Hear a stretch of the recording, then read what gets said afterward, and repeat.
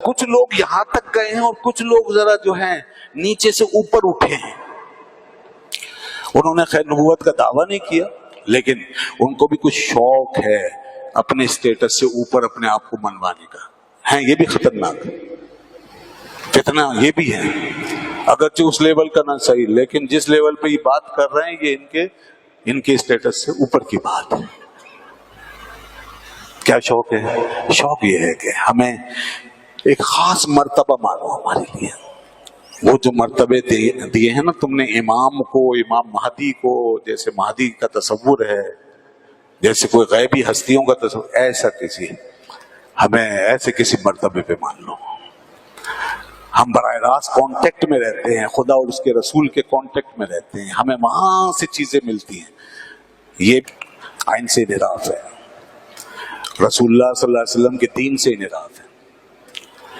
याद रखिए कि कुरान और हदीस के टेक्स्ट को छोड़कर, कुरान और हदीस के फरमूदात को छोड़कर आप कोई एक्स्ट्रा किस्म का रिलेशन और कोई एक्स्ट्रा मारिफत और ताल्लुक की बात कर रहे हैं और वहां कुरान और हदीस को आप अहमियत नहीं दे रहे, तो ये बिल्कुल शरीयत के आइन और दस्तूर के खिलाफ मुखालफत है और उसे निराफ है, और वही हमारे आइन में रिफ्लेक्ट करता है, हमारा आइन भी कहता है। तो इसलिए ऐसी किसी भी दावे को, किसी भी इशारे को कभी नहीं माना जा सकता।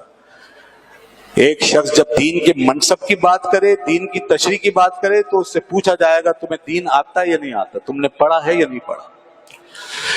यानी अजीब बात है जनाब, दुनिया के किसी शोबे में बताइए ये हमाकत और ये जहालत अगर कहीं होती हो तो मुझे बताइएगा कि एक शख्स दीन के आला तरीन मनसब पे बैठने की कोशिश कर रहा है, यानी वो मनसब जो है ही नहीं किसी के लिए, उसका वो दावा कर रहा है और फिर उस पर साथ ये कह रहा है कि मैं तो भाई पढ़ा लिखा आदमी नहीं, मुझे तो ना कुरान आता है ना हदीस आती। अल्लाह अकबर, मुझे ना कुरान आता, मैंने कहीं नहीं पढ़ा, मेरे पास कोई मदरसे वदरसे में मैंने नहीं पढ़ा है, मैंने कुछ नहीं पढ़ा, ना मैं हाफिज, ना मैं कारी, ना मैं कुरान का आलिम, मुझे नहीं पढ़ा, अरबी भी नहीं आती, कुछ नहीं आता, लेकिन मुझे अल्लाह के रसूल ने एक मनसब सौंप दिया।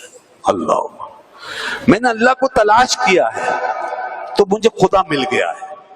दोस्तों, अगर हम जैसे इतनी अकल रखने वाले लोग आज के दौर में इन बातों में चले जाएं तो खुदा की कसम क़यामत के अल्लाह के सामने कोई हुज्जत नहीं होगी आपके पास। ये जितने लोग गुमराह हो रहे हैं ना, इनके पास कोई हुज्जत नहीं होगी। कॉमन सेंस भी कोई चीज होती है क्या? ये इतनी सी बात को, इस जहालत को समझने के लिए भी कोई हाई फाई अकल चाहिए, कोई रॉकेट साइंस चाहिए? एक शख्स बैठ के, एक डॉक्टर अगर बैठ के बात करे भाई मुझे मेडिकल कुछ नहीं आती, मैं तो बस कहीं से और से जानता हूं, आप उस पर एतमाद कर लें, अपने पेशेंट को उसके हवाले कर लें, सारी दुनिया लानतान करेगी आप पे, क्या बेवकूफ हो गए। कोई भी शोबा ले लें, मैं इसलिए मैंने कहा मुझे दिखाइए कहां चलती है लॉजिक, मगर दीन में चल रही है, और कितने लोग बेवकूफ बन जाते। तो एक साहब जो हैं वो कराची में ही यही निकले, अब नमूदार, यहां भी नमूदार हो गए, अभी तक तो पंजाब से खबरें आती थी, एक साहब यहाँ नमूदार हो गए, फेडरल एरिया में रहते थे और उन्होंने महदी सानी होने का दावा कर दिया कि मैं महदी सानी हूं। अब कोई उनसे ये भी नहीं पूछ रहा कि महदी सानी क्या होता है, भाई महदी तो एक ही है, सानी तो बाद में आएगा, पहले तो वो पहला महदी जो है अव्वल वो आएगा, उसके बाद सानी होगा। अव्वल तो सानी है ही कोई नहीं, लेकिन अगर होगा भी तो बाद में ही होगा, सानी का मतलब है दूसरा, तो दूसरा पहले कैसे आ गया? महदी सानी, और लोग मुरीद हो रहे, और वो बंदा बैठ के खुद लोगों के सामने कह रहा है मैं कोई आलिम वालिम नहीं, मैं तो बिजनेसमैन, मैंने तो दुनिया में कारोबार किया, इधर उधर चक्कर लगाए, क्लाइंट्स ढूंढे हैं, लोगों से राब्ते किए, बस वहीं से मुझे खुदा की तलाश की फिक्र हुई, मैंने खुदा को ढूंढना शुरू किया, खुदा मिल गया मुझे, पता नहीं कहाँ मिला उन्हें खुदा, जापान में मिला, अमेरिका में मिला, यूरोप में मिला, कहाँ मिला, बस दुनिया भर में सैर सपाटा किया, उसके बाद खुदा मिल गया मुझे। और अब मैं चाहता हूँ मदीने जाके वहां से मैं लेता हूँ, ड्यूटियां लेता हूँ, मुझसे हुजूर ने खुद फरमाया, मुझसे हुजूर ने फरमाया, अल्लाह अकबर, अल्लाह ताला माफ फरमाए। क्या हशर होगा ऐसे लोगों का, रसूलुल्लाह का सामना नहीं होगा इनको। मुझसे हुजूर ने फरमाया तुम अपना ओहदा, अपना मनसब जाहिर कर दो, अपने मर्तबे का ऐलान कर दो, अब जरूरत आ गई है, बस ये। तो जनाब लोग जो हैं ये रूहानियत के चक्कर में आजकल के दौर में बड़े गुमराह हो जाते हैं। वो देखते हैं सफेद रीश आदमी है, सादा सा, सिंपल सा, ہاتھ میں تصویر پکڑی ہوئی ہے, اللہ اللہ کر رہا ہے, باتیں ایسی عجیب عجیب کر رہا ہے, بس کہتے ہیں بھائی یہی صحیح ہے. اس نے علاج ولاج بھی کر دیا ہوتا ہے, کچھ تعویذ دھاگے, کچھ علاج معالجے ہو جاتے ہیں, کچھ لوگوں کو اتفاق سے فائدہ بھی ہو جاتا ہو. اور شیاطین ایسے لوگوں کے ساتھ قریب آ کے وہ اپنی پھونکے بھی مارتے ہیں نا شیاطین, تو وہ بھی ذرا کام آتے ہیں ایسے لوگ, اس کو ٹھیک کر دو, نکالو اس کو, تاکہ اور لوگوں کا عقیدہ مضبوط ہو جائے. بالکل ایسے لوگوں کے ساتھ شیطانی طاقتیں کھڑی ہو جاتی ہیں فوراً. اور کچھ ایسی چیزیں جو عجیب و غریب ہیں, ایکسٹرا آرڈینری, وہ ظاہر ہونے لگتی ہیں, تو لوگ سمجھتے ہیں بھئی یہ تو پرفیکٹ آدمی ہے. تو میں نے پھر جب یہ واقعہ ہوا, ابھی تو خیر ان کے خلاف احتجاج ہوا, تو انصاف کو, سعید احمد نام ہے ان کا, سعید احمد رضوی وارسی کہلاتے ہیں. سلسلوں سے ضرور جڑیں گے نا, ایسے لوگ بات کریں گے سلسلوں میں جڑ کے, اسی طرح گمراہ کرتے ہیں لوگ, کیونکہ ایک بہت بڑا طبقہ سلسلوں کو مانتا ہے. تو وہ سلسلے کے ذریعے سے وہ اس طرح اپنا روحانی ایک کانٹیکٹ بتاتے ہیں کہ جی میں نے جو سنا, تو اس میں میں نے بہت پہلے اتفاق سے ایک ان کی چیز سامنے آئی تھی, یہ بات تو ابھی واقع ہوئی ہے. تو جو لوگ جاتے تھے ان میں سے کسی نے مجھ سے پوچھا تھا, تو میں نے جب سنا تو میں نے کہا ان کے اندر سے مجھے اسمیل آ رہی ہے, ان کی باتوں سے اسمیل آ رہی ہے.